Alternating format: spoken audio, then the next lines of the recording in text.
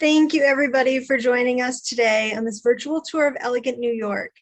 My name's Cassidy Percoco, and as Kevin said, I'm the collections manager here at the Fenimore Art Museum and the Farmers Museum, which means that I look after the physical well-being of nearly all the objects in both museums, from art to historic artifacts.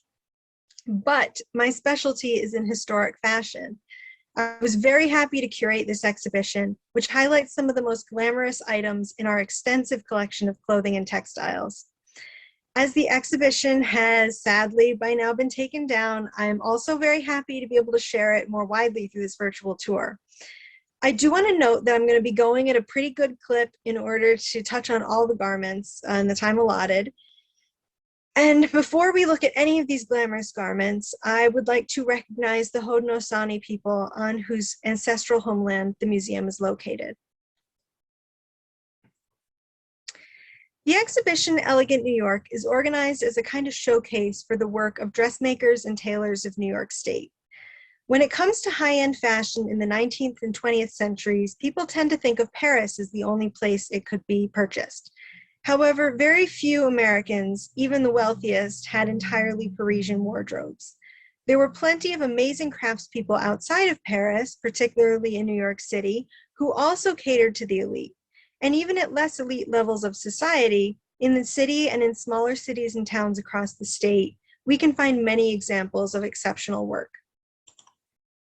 The gown at the very front of the exhibition is both the earliest of all the garments selected and is a very special piece in its own right. It was worn as the wedding dress of Sarah Muggett of Oxford, New York, when she married Dr. George Sands in 1837, and she actually went to New York City to have it made. We know this because the dressmaker, Jane Warnock, stamped the lining of the bodice with her name and shop address. Putting labels in gowns was otherwise not done at all until the late 1860s. So this is a very early example of the idea, possibly the earliest in existence. This dress was made for Sarah's daughter, Catherine, on her marriage in December 1882. The museum does not have her actual wedding dress, unfortunately, but this is supposed to be the dress that she put on to leave after the ceremony. The cut's appropriate for 1882, when the bustle was just beginning to come back into style, and velvet was traditionally a winter fabric. So the attribution seems very likely. And also, unfortunately, we don't know who made it because there's no label inside. The hat, however, bears a label from M.J. Nowlin, a milliner in Oxford, New York, where the family still lived. It's most likely that the dress was also made locally, which leaves us with a lot of questions, like who was that mystery dressmaker? Was Catherine's wedding dress made in New York City and the comparatively less important traveling dress made upstate? The gown next to it is more elaborate and from a few years later when the bustle had fully returned to fashion. The iridescent beadwork on the belt and trim would have sparkled in the gaslight, and the brocaded pattern of chrysanthemums on the silk reflects the strong interest in Asian aesthetics in the 1880s. While chrysanthemums are today a pretty ordinary plant to see everywhere in America in the fall, in the 19th century they were still often seen as Asian imports. The dressmaker was Martha Jane de la Mater, who was active in Albany from the late 1860s to the early 1890s in various locations around what's now the Empire State Plaza. Closer to the beginning of the exhibition, we have a tailcoat, vest, and trousers from A. Raymond and Company. Aaron Raymond first went into business at the corner of Fulton and Nassau Streets in New York City in 1857, and these clothes are probably from the first 5 years or so of its operation. It would stay open for at least 50 more. Although we've dressed them all together, they're not really a suit. The tailcoat by this time was a formal garment, while the vest worn here is more appropriate for a businessman's day wear.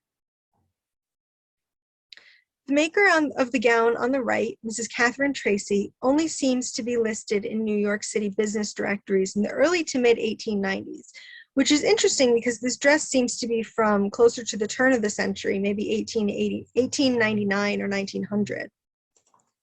It's a deceptively plain day dress with a thick lace ruffle placed asymmetrically down the bodice. Unfortunately, the beaded stomacher panel is beginning to shatter, which is a common type of degradation for antique weighted silks. You can see the splits here. And it's also made of a black silk that has a floral design woven into it, which hopefully you can make out in the skirt over here in this light. This outfit would have been worn for walking or traveling. It's made from a sturdy, warm, checked wool.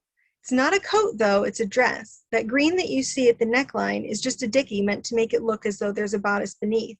And actually, we have an alternate option in the collection made of the same fabric as the whole ensemble. It's very practical, with very little decoration on it to get caught, apart from some plain button tabs on the skirt. And there are even lead weights in the skirts of the bodice to keep the hem in place.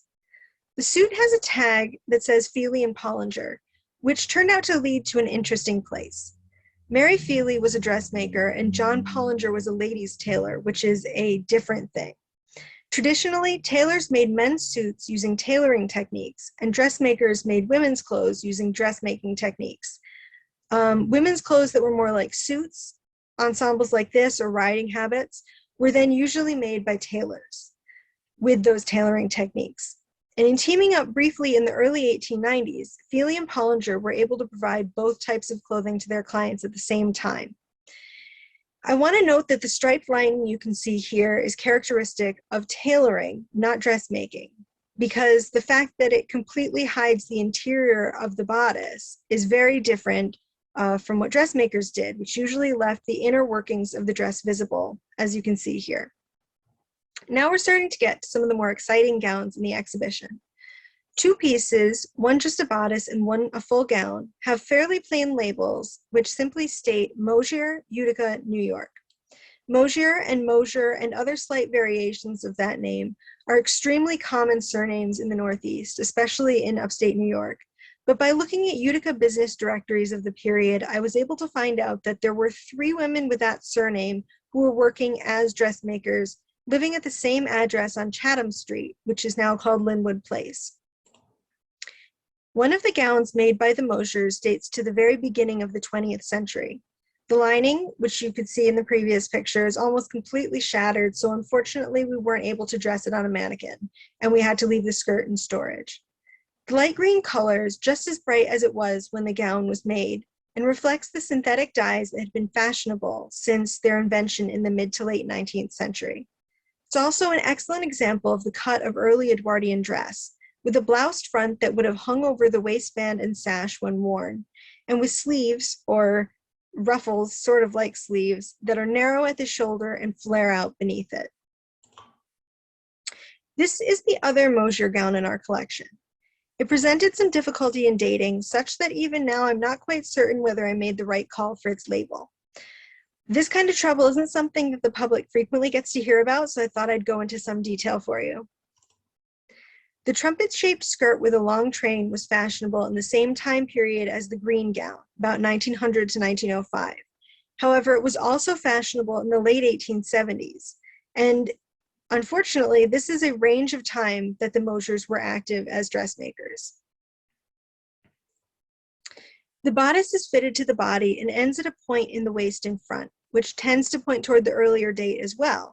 However, it could also perhaps date to the very end of the 1890s, when the skirt shape was changing, but the bloused front was not yet always worn. We don't know anything about the maker of this gown except what appears on the label, that her name was J. Brennan. This was probably meant for fancy dinners and evening events, although not for a ball, because ball dress usually required no or very short sleeves. Dates to about 1898 and is very delicate, with a fine black lace over white satin. The lace is embellished with sequins and beads in swirling patterns. I also couldn't find anything about the Mrs. Jordan whose tag is inside this mid-1890s day dress, but it's especially interesting for its provenance. It was owned by Anna Treadwell Keese Stotts, who was born in Cooperstown in 1850. Anna's father, George Pomeroy Keese, was the grandson of Anne Cooper, who was a sister of James Fenimore Cooper, making Anna James Fenimore Cooper's great-great-niece. And the gown is styled with large false lapels, which sort of give the impression that it's a jacket worn over a blouse and skirt. This was a very common and fashionable method of construction and design in the 1880s and 1890s. And you can sort of see a similar design element with the J. Brennan dinner dress, although it's a little less pronounced because the lace does not stand out quite as much as the silk on the lapels on the other. Now over here we have 3 garments made by Manhattan dressmaker Catherine Donovan at both ends of her career. The 2 over here, a bodice suitable for day wear and an evening dress, date to the late 1870s. We also have a partial day bodice for the pink evening dress in our object storage, but since the sleeves had been removed from it at some point, it was not suitable for display. You can see that these 2 are rather plain. That's partly because a lot of trim has probably been removed or has fallen off. The lace on the front of the evening dress, in fact, had to be held on with pins, but also because they're made from very plain silks. One's a gray rib silk and the other is a lightweight pink taffeta. Catherine seems to have been sort of small time in this period. She was probably not catering to a very wealthy clientele. By the end of the 1890s, however, she was in a very different position. This gown was made for a very rich woman out of a complex and expensive fabric, and I'll show you a detail here. It's a white silk ribbed satin with a design of ostrich feathers woven into it in velvet. And it's also trimmed with ostrich feathers, black glass beads in varying sizes, and contrasting fabrics. Altogether, this would have been an appropriate gown for a society matron to wear in her Fifth Avenue mansion when she hosted a dinner party. If anybody has seen the HBO show The Gilded Age, that's the sort of person who would be wearing a dress like this. And on the other side of this area, we have 3 gowns made by Mary E. Clancy, a dressmaker we also have no information on beyond the gowns. All 3, as well as several of the other gowns in this exhibition, like the one we just saw, were made for the Swartwout sisters, Anna, born in 1834, and Sarah, born in 1844. They were the daughters of Henry Swartwout and Maria Kettelheim. Their father was a partner in the Florida East Coast Railroad and in Standard Oil, and they descended from the original Dutch settlers of the state on both sides, so they would have been a part of the highest social circles. Anna eventually married Isaac Newton Phelps of New York City, the founder of several Manhattan banks. And Sarah married Walter Green of Utica, the owner of the Jacksonville, St. Augustine, and Halifax River Railroad. Knowing all of this helps us situate the gowns and their maker in their social context. Clearly, Mary Clancy was catering to the upper ranks of New York society. Now we have a little break from the New York-made garments. The Fenimore Art Museum has a few gowns made by top fashion houses in Paris in its collection, and we have brought out most of them here. As I mentioned at the beginning of the tour, in discussions of this period's fashion, it's understood that Paris produced the absolute pinnacle of high-end clothing, and that is true. But some of the reputation for perfection is hype produced by the structure and advertising of the members of the haute couture world over the course of many decades. In reality, only a minority of the gowns produced by these fashion houses were one of a kind, overwhelmingly luxurious pieces. Many were copies made from an original design, even partially ready-made, intended for foreign visitors to be able to pick up a few days after ordering. And these aren't significantly more elaborate or better quality than what you'd find in other fashion houses. One of the couturiers whose work we have on display here, Charles Frederick Worth, epitomizes the myth-making surrounding the Paris fashion world. This Worth gown was most likely one of those stock designs I just referred to. It's fairly plain and simple, although we can see from some threads around the neckline that there used to be more trim that's since been removed. The paned sleeves and the black and white color scheme are based on 17th century European fashion while keeping the contemporary silhouette, which was based on a more hourglass-shaped corset than the 17th century one. In the late 1870s and early 1880s, a slimmer skirt with a train was also more fashionable than the larger historical shape you can see in these portraits. This kind of historical influence was very common in 19th century fashion, which drew extensively on art and dress of the past. The other 2 are day dresses, one made by Maison La Ferrière and the other by Madame Dubois. Unfortunately, while 19th century Parisian fashion has a very heightened reputation, apart from Worth and a few other houses of the time, very little information exists on the rest. Period references to La Ferrière show that it was considered to be on par with Worth, but all that we know about it specifically is that it was founded by a woman, Madeleine Laferrière. Like Worth, it catered to royalty in a number of European countries, as well as aristocratic and moneyed people around the globe. Dubois, on the other hand, likely had a slightly less high-ranking clientele based on the surviving advertisements, which represent pretty much all of the documentary evidence on her business. Both gowns here are very well made, although the Laferrière one is more complex. It has a lining that fastens, then this velvet bib which comes over it, and then the outer fabric closes over the bib to give an impression of a seamless front. Whereas the Dubois gown is all made as one layer, which buttons not horizontally, asymmetrically. And then around the corner from these, we have our 20th century pieces. This is the earliest of the group, from the same time period as that light green bodice of the Mosier evening gown.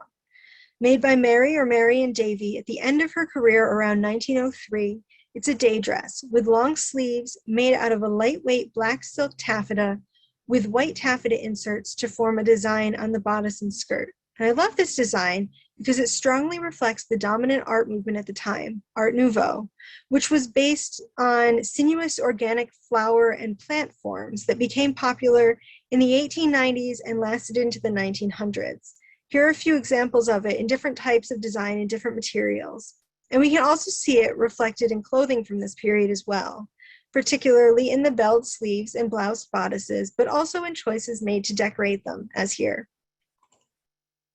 These sinuous curves left fashion by the end of the decade, leaving a much narrower and more upright silhouette. This very delicate lace and gauze gown was made by Mary A. Robb around 1909. This gown has another confusing mix-up between label and business directory. The label states that her shop was at 22 East 55th Street, while all available directories show her at East 45th and East 43rd. So there are many mysteries in these gowns. And the gown still has many of the old-fashioned elements that we could see in the earlier pieces, such as the use of delicate lace over silk, and also that faux jacket over blouse look, which was a very, very long-lasting style. This evening dress dates to the early 19-teens and was made by Delia V. Walsh of Albany. It's quite interesting as a piece in and of itself because it's made of a wool or cashmere with a sturdy cotton lace. Normally, evening dress in this period would be made of silk lace and chiffon. However, to me, Delia is even more interesting.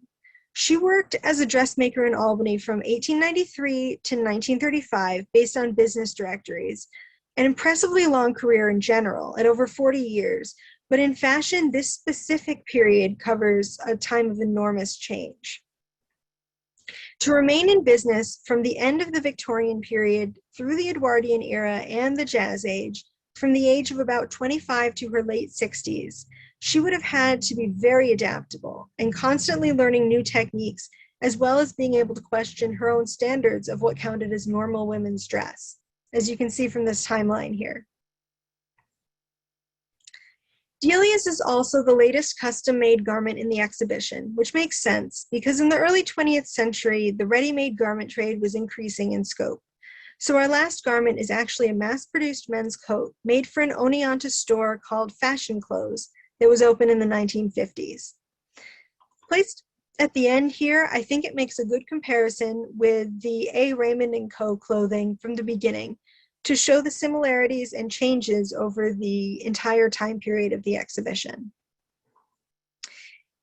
I hope that over the course of this tour, I've been able to show you some of the breadth of the New York fashion world in the 19th and early 20th centuries. Please feel free to ask me any questions about any specific garments or the overall exhibition, and I will do my best to answer.